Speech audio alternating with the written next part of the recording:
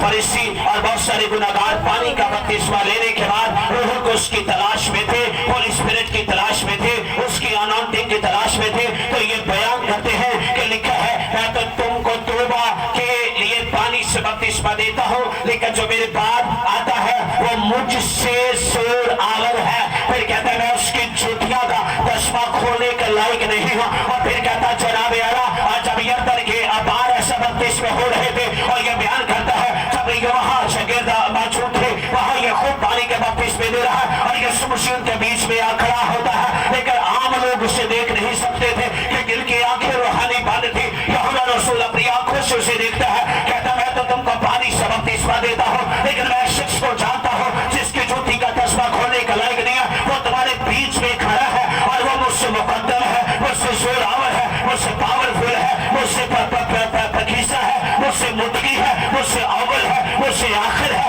वो जलाली है, वो पवित्र है। लेकिन वो तुमको आग और रूह से बपतिस्मा दे।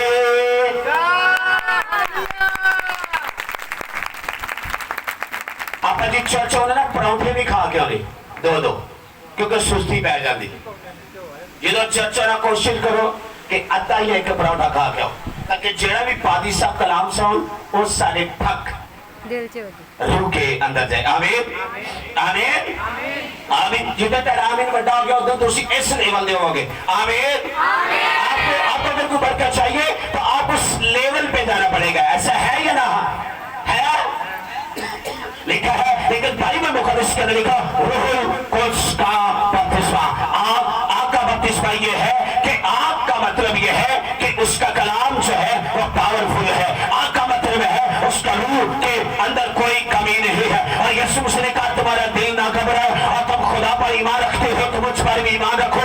और आगे लिखा है और मैं तुमको यतीम नहीं छोड़ूंगा और मैं तुम्हें दूसरा मददगार बख्शूंगा जो अब तक तुम्हारे साथ रहेगा, जो अब तक तुम्हारी रहनुमाई करेगा, जो अब तक तुम्हारी ऐसा हिफाजत करेगा, जो अब तक तुम्हारे साथ रहेगा। फिर साथ ही नहीं रहेगा, फिर कहा वो तुम्हारे अंदर होगा। और फिर बाइबल मुकद्दस के अंदर लिखा है कि जब यूहन्ना रसूल इस बात की मुनादी करता है उसी का छाप उसी के हाथ में है, वो अपने खलियान को खूब साफ करेगा। मेरी बहनों मेरे भाइयों, रूहुल कुद्स का बपतिस्मा लेना मसीहियों के लिए बहुत ऑनर की बात है और बहुत जरूरी है, बहुत जरूरी है। हम कहते हैं शायद हमने पानी का बपतिस्मा ले लिया ये काफी है, लेकिन बास लोगों ने तो पानी का बपतिस्मा भी नहीं लिया।